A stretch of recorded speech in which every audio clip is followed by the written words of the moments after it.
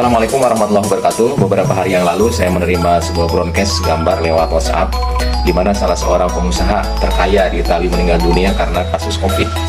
Yang menarik dalam tulisan tersebut ada kata-kata dari putranya yang mengatakan bahwa selama ini dia hidup dalam berkecukupan. Apapun yang dia inginkan, semahal apapun yang dia inginkan, kemungkinan dia bisa membelinya. Tetapi yang menyedihkan di akhir-akhir hayatnya ketika dia kena COVID, ternyata nafasnya itu begitu sesak sehingga udara yang tadinya gratis pun tidak mampu dia dapatkan. Nah, terlepas dari kebenaran gambar ini, dari video ini atau tidak, saya berkata dia mencarinya, tetapi ada hikmah di balik itu mungkin yang bisa kita pelajari untuk kita bersyukur lebih dalam lagi atas nikmat Allah. Nah, ibu bapak sekalian, Allah ini telah menitipkan paru-paru kepada kita, di mana pada saat COVID ini menerpa dunia, maka paru-paru itu menjadi salah satu target organ. Paru-paru itu seakan-akan tenggelam di dalam air sehingga mereka merasa sesak. Nah, ini sebuah pelajaran bagi kita.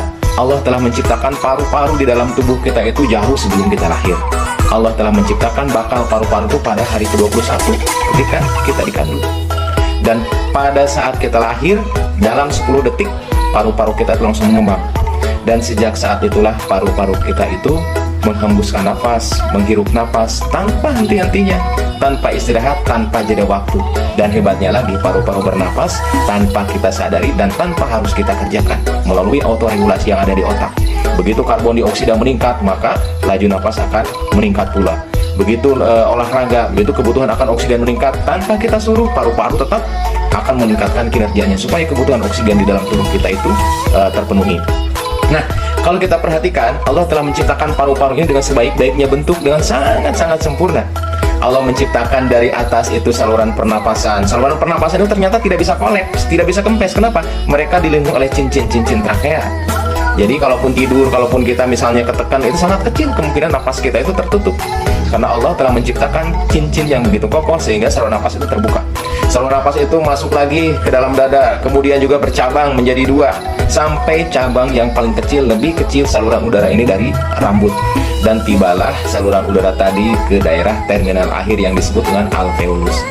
Nah, di alveolus inilah terjadi pertukaran udara yang masuk ke dalam paru-paru yang kaya akan oksigen, kemudian nitrogen, kemudian ditukar dengan hasil metabolisme yang ada di dalam tubuh, CO2 keluar.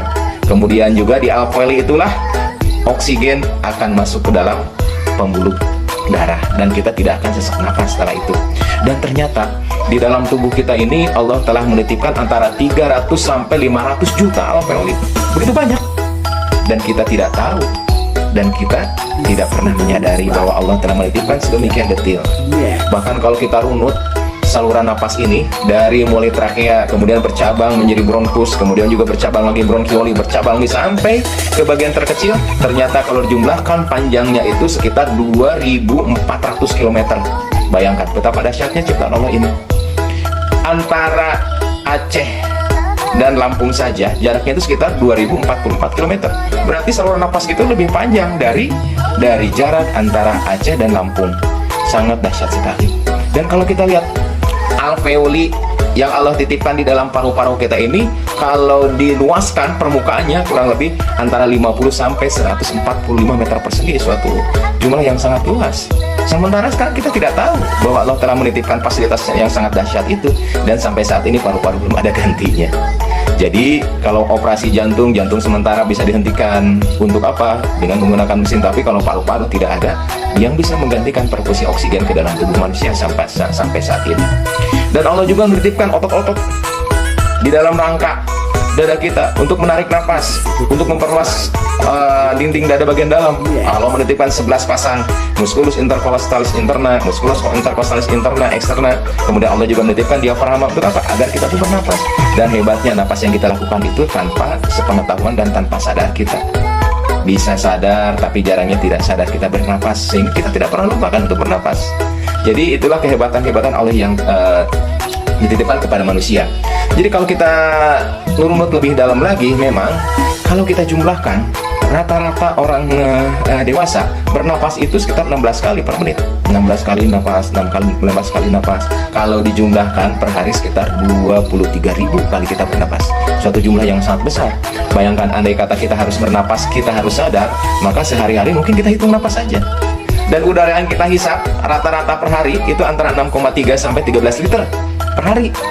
Andai kata kita jumlahkan mungkin ibaratkan galon aqua, galon air mineral itu sekitar 19 liter isinya, mungkin sehari semalam kita memerlukan antara 492 sampai 1000 galon untuk nafas tuh. Sedangkan sampai saat ini kita kasih gratis, tapi alangkah jarangnya kan kita bersyukur. Dan ternyata udara yang masuk ke dalam saluran napas kita itu ternyata tidak bersih. Ada jamur, ada bakteri, ada virus, kemudian juga ada polutan dan sebagainya. Tetapi ternyata sampai saat ini kita jarang sakit karena saluran pernapasan. Kenapa? Allah menitipkan sistem pertahanan yang ada dalam tubuh kita. Begitu napas masuk, udara masuk lewat hidung, maka dia sudah disaring lewat bulu-bulu hidung. Begitu udara masuk lewat saluran napas bagian dalam, dia sudah dihangatkan supaya tidak terlalu dingin ke dalam.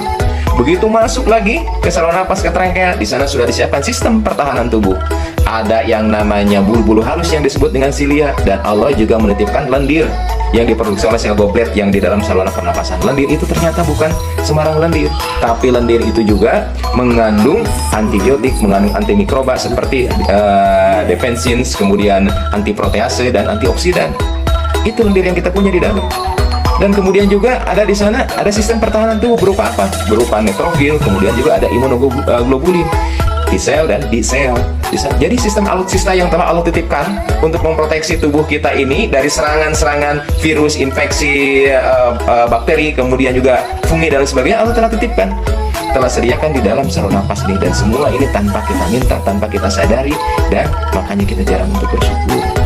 Jadi kalau kita berbicara tentang gangguan saluran napas pada COVID, kita juga harus ingat bahwa telah diciptakan oleh Allah itu beberapa alutsista yang ada di dalam tubuh kita ini, dan sampai saat ini sangat jarang kita syukuri.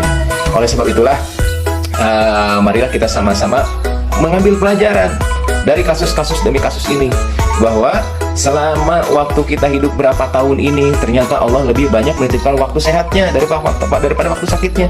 Dengan COVID ini Allah ingin menegur kita, yuk, udara yang tadinya bebas, yang tadinya kamu hirup sekitar 500 sampai 1000 galon per hari, kita sekarang merasakan betapa berharganya udara bebas ini. Allah berfirman di dalam Al-Quran surah Al-Mulk ayat 23, Qulil ladzi ansha'akum wa ja'ala lakumus sam'a wal absara wal afidah qalilam ma tashkurun. Jadi katakanlah, dialah yang menciptakan kalian, yang menjadikan pendengaran, yang menjadikan penglihatan, yang menjadikan hati nurani, tetapi sangat sedikit di antara kalian yang bersyukur. Maka dengan peristiwa ini, marilah kita banyak-banyak bersyukur agar Allah menambahkan nikmat sehat kepada kita dan menutup azab. Assalamualaikum warahmatullahi wabarakatuh.